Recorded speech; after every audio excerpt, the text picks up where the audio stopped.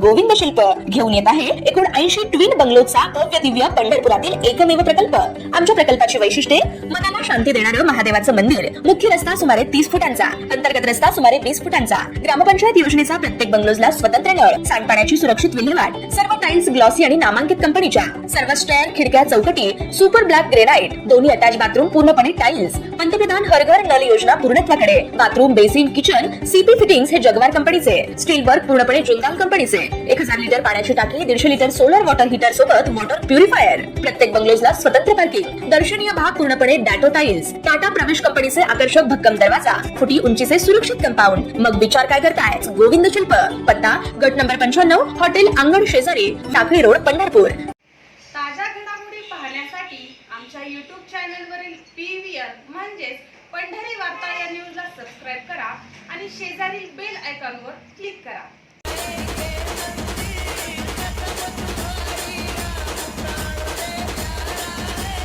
याचबरोबर भाजपचे प्रदेशाध्यक्ष माननीय चंद्रशेखरजी बावनकुळे यांचे या मंचावर आगमन झाले आहे, त्यांचं या ठिकाणी मी मनपूर्वक आणि सहर्ष असं स्वागत करते।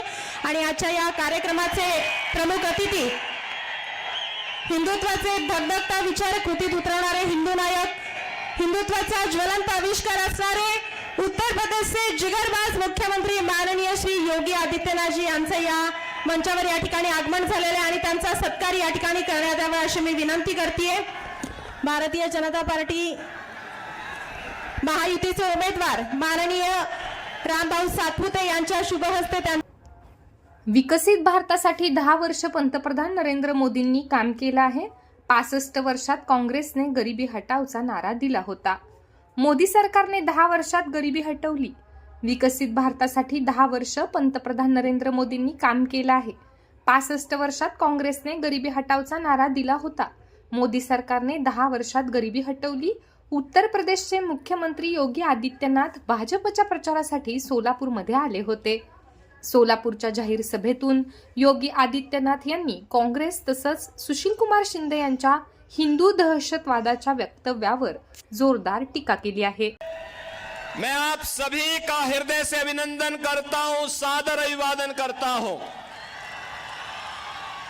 बहनों और भाइयों,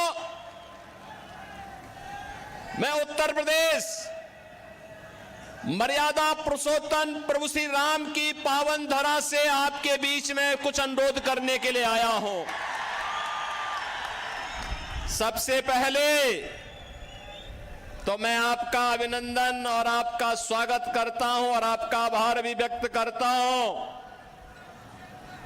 कि श्री राम जन्मभूमि आंदोलन के दौरान महाराष्ट्र के हमारे सभी भाजपा शिवसेना के कार्यकर्ताओं ने, महाराष्ट्र के हमारे वीर कार्यकर्ताओं ने जिस आंदोलन में बढ़ चढ़ करके भाग लिया और उस दौरान राम जन्मभूमि मुक्ति के उस आंदोलन के साथ जुड़ करके सफलता अर्जित की, आज प्रधानमंत्री मोदी जी के प्रयास से और आप सबके सहयोग से अयोध्या में भगवान राम का भव्य मंदिर बन गया है। अयोध्या में प्रभु राम का यह भव्य मंदिर हम सब भारतवासियों के लिए भव्य भारत के राष्ट्र मंदिर का एक चित्रण प्रस्तुत करता है। बहनों और भाइयों, अयोध्या का राम मंदिर इस बात का संकेत है कि अगर हम एकजुट होकर के कार्य करेंगे तो सिद्धि हमें अवश्य प्राप्त होगी, कोई ताकत हमें रोक नहीं सकती है। मोदी जी ने, प्रधानमंत्री मोदी जी ने 10 वर्षों तक इस देश के अंदर अथक प्रयास करके उनके प्रयासों में बाबा साहब भीमराव अंबेडकर का संविधान, महात्मा फूले, सावित्रीबाई फूले और सरदेव बाला साहब ठाकरे के विचारों की प्रेरणा प्रधानमंत्री मोदी जी के एक एक कार्य में झलकती है और उसी का परिणाम है पूरे देश के अंदर चारों ओर एक ही स्वर से लोग आवाज उठा रहे हैं। बहनों और भाइयों, 2 चरणों के चुनाव संपन्न हो चुके हैं। 543 में से 191 सीटों पर चुनाव हो गए। उत्तर, दक्षिण, पूरब, पश्चिम चारों ओर मुझे जाने का अवसर प्राप्त हुआ। कल ही मैं वेस्ट बंगाल में था। बहनों और भाइयों, मैं कह सकता हूं चारों ओर एक ही स्वर गूंज रहा है। अकेले उत्तर प्रदेश में 80 लोकसभा सीट है और चारों ओर एक स्वर से आवाज आ रही है कि फिर एक बार मोदी सरकार का, ये मोदी सरकार का जो स्वर गूंज रहा है वैसे ही नहीं गूंज रहा है। 10 वर्ष तक बाबा साहब भीमराव अंबेडकर के संविधान की पूजा करते हुए,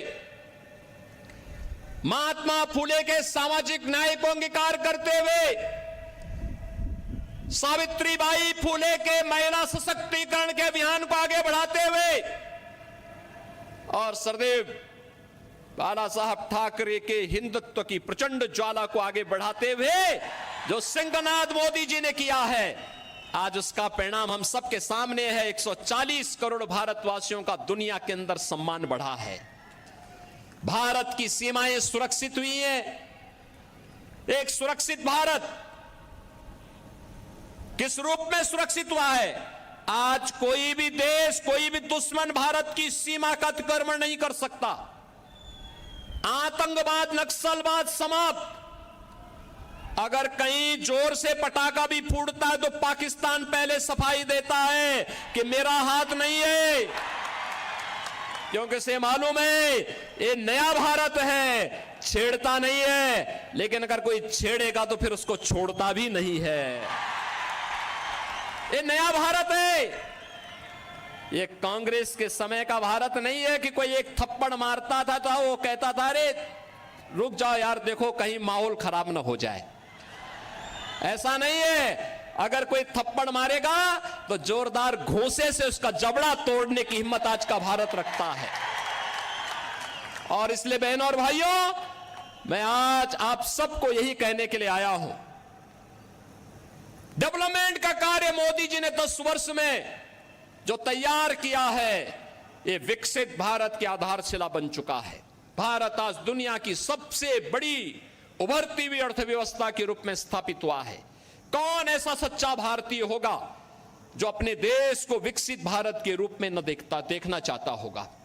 हर भारतवासी की इच्छा है, क्योंकि जब मेरा देश आत्मनिर्भर होगा, विकसित होगा, तो हर चेहरे पर खुशहाली होगी, हर नौजवान के हाथ में रोजगार होगा, हर किसान आत्मनिर्भर होगा, हर बहन और हर माताएं, हर बेटियां स्वावलंबन की ओर अग्रसर होंगी, हर श्रमिक खुशहाल जीवन व्यतीत करेगा, हर व्यापारी का व्यापार बढ़ेगा। और यही तो मोदी जी चाह रहे हैं। इसी भारत की परिकल्पना को साकार करने के लिए वे प्रयास कर रहे हैं। कांग्रेस ने तो गरीबी हटाओ का नारा दिया था, 65 वर्षों में गरीबी नहीं हटा पाए। मोदी जी ने मात्र 10 वर्ष में 25 करोड़ लोगों को गरीबी रेखा से ऊपर उठा करके खुशहाल जीवन व्यतीत करने के लिए छोड़ा। आज बहनों और भाइयों, पूरे देश के अंदर 80 करोड़ लोगों को फ्री में राशन मिल रहा है। 60 करोड़ लोगों को 5 लाख रुपए की आयुष्मान भारत की सुविधा मिल रही है। 50 करोड़ लोगों को जनधन अकाउंट खुल गए हैं।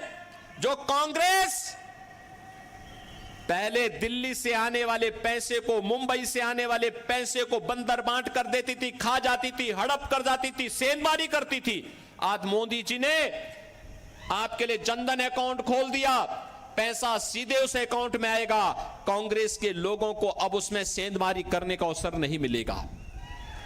बहनों और भाइयों, 12 करोड़ किसानों को किसान सम्मान निधि, 12 करोड़ घरों में शौचालय बन जाना, 10 करोड़ घरों में उज्ज्वला योजना का एलपीजी का सिलेंडर फ्री में पहुंच जाना और 4 करोड़ गरीबों को एक प्रधानमंत्री आवास मिल जाना, 2.5 करोड़ घरों में बिजली की रोशनी पहुंच जाना, इंफ्रास्ट्रक्चर में highway, railway, metro, rapid rail, IIT, IIM, triple IT, NIT, world class university, 1 district 1 medical college और एम्स की जो श्रृंखला पूरे देश के अंदर खड़ी हुई है, ये नए भारत को विकसित भारत के रूप में प्रस्तुत करने की आधारशिला है। और इसीलिए आज मैं कहने के लिए आया हूं, बहनों और भाइयों, विकास भी है, गरीब कल्याण भी है, सुरक्षा भी है, सम्मान भी है और उससे भी बढ़कर के है आपकी आस्था का सम्मान। क्या अयोध्या में प्रभु रामलला का मंदिर एक कांग्रेस के लोग बना पाते क्या? ये लोग बना पाते क्या? इनसे उम्मीद करते हैं क्या? कांग्रेस के लोग तो क्या कहते थे राम हुए ही नहीं, और जब राम मंदिर बन गया तो फिर कहते थे कि मंदिर की डेट कब बन, जब राम मंदिर के लिए जब फैसला हो रहा था तो ये क्या कहते थे कि अगर फैसला होगा तो खून की नदियां बहेंगी। अरे हमने कहा देखो हम हैं यूपी में, चिंता मत करो, ये खून की नदियां नहीं, एक मच्छर भी नहीं मरने वाला, चिंता मत करो। बहन और भाइयों, यूपी में पिछले 7 वर्ष में एक भी दंगा नहीं हुआ। 25 करोड़ की आबादी है, एक दंगा नहीं, कोई कर्फ्यू नहीं, और बड़े बड़े माफिया, एक तरफ राम मंदिर बना है और दूसरी तरफ बड़े बड़े माफियाओं का राम नाम सत्य है की यात्रा भी निकल गई है। ये है यूपी। लेकिन मैं केवल आपसे कहने के लिए आया हूं, ये लोग आपकी आस्था का सम्मान नहीं कर सकते, कांग्रेस के लोग नहीं कर सकते। जो लोग आपको गुमराह कर रहे हैं बहनों और भाइयों, ये वही कांग्रेस है जिसने राम के अस्तित्व पर प्रश्न खड़ा किया था, और यही कांग्रेस है जिसने हिंदुओं को अपमानित करने के लिए हिंदू आतंकवाद का शब्द भी दिया था। हिंदू आतंकवाद, क्या हिंदू आतंकवादी होता है क्या? ये कांग्रेस के लोगों को क्या हो गया था? यूपीए की सरकार थी और तब इन्होंने हिंदू आतंकवाद शब्द भी दिया था। और आप याद करिए कौन व्यक्ति था देश का गृह मंत्री उस समय, याद करिए। उसी के लोग, उसी के परिवार के लोग आज चुनाव लड़ने के लिए यहां पर अपने खूनी पंजे के साथ आपके बीच में आए होंगे, और उसी से सावधान करने के लिए मैं आपके बीच आया हूं, आपसे कहने के लिए। उस समय इन्होंने कहा था, जब मालेगांव के विस्फोट हो रहे थे, तब इन्होंने कहा था इसमें योगी आदित्यनाथ का भी नाम होगा, हम सीबीआई का रेड कराएंगे। हमने कहा एक बार प्रमाण के साथ भेजना मेरे पास थोड़ा। अपने कृत्यों पर इनको कभी पश्चाताप नहीं होगा। और बहनों और भाइयों, हिंदुओं को अपमानित करने के लिए, हिंदू आस्था पर कुठाराघात करने के लिए इन्होंने क्या कुछ नहीं किया है। कांग्रेस साथी तो 65 वर्षों तक शासन करने का उसे अवसर मिला था। वह भारत को दुनिया की एक बड़ी ताकत बना सकती थी, देश को नक्सलवाद, आतंकवाद से मुक्त कर सकती थी। लेकिन आतंकवाद की जड़ कांग्रेस, देश के अंदर नक्सलवाद की समस्या कांग्रेस ने दी, गरीबी कांग्रेस ने दी, भ्रष्टाचार कांग्रेस ने दिया, देश की सुरक्षा में सेंध कांग्रेस ने लगाया। और अब तो कांग्रेस अपने घोषणा पत्र के माध्यम से ओबीसी, अति पिछड़ी जाति यानी पिछड़ी जाति के आरक्षण पर और अनुसूचित जाति जनजाति के आरक्षण पर भी सेंधमारी करने का प्रयास कर रही है। कांग्रेस का घोषणा पत्र बताता है, वह कांग्रेस का घोषणा पत्र क्या कहता है? कांग्रेस का घोषणा पत्र इस बात की पुष्टि करता है कि यूपीए सरकार के समय कांग्रेस ने यही प्रयास किया था। उस समय उसने जस्टिस रंगनाथ मिश्रा के नेतृत्व में एक कमेटी बनाई थी और कमेटी ने कहा था कि पिछड़ी जाति के लोगों को मिलने वाले 27% आरक्षण में से 6% मुसलमानों को दे देना चाहिए। क्या हम अपने पिछड़ी जाति के लोगों के हक को किसी दूसरे को बांटने देंगे क्या? हिंदुओं का आरक्षण किसी को मिलना चाहिए क्या? और सच्चर कमेटी गठित करके इन्होंने मुसलमानों की कुछ जातियों को अनुसूचित जाति में शामिल करने का प्रयास किया था। वो तो भारतीय जनता पार्टी थी, विरोध किया था, तब ये बच पाया था। आज गुमराह कर रहे हैं कांग्रेस के लोग। ये अनुसूचित जाति, जनजाति और पिछड़ी जाति के आरक्षण में सेंध लगाने के लिए आज कांग्रेस ने साजिश रच दी है और इसीलिए अब वह तमाम प्रकार के झूठ का सहारा ले रही है। और बहनों और भाइयों, मैं इसीलिए आपसे कहना चाहता हूं, कांग्रेस के नेतृत्व में जो महागठबंधन बना है देश के अंदर, बहनों और भाइयों, ये बढ़ पाएगा। ये भारत के विकास का बैरियर है। ये आतंकवाद, नक्सलवाद की समस्या में सबसे बड़े बैरियर है। ये देश के अंदर आपको बांटे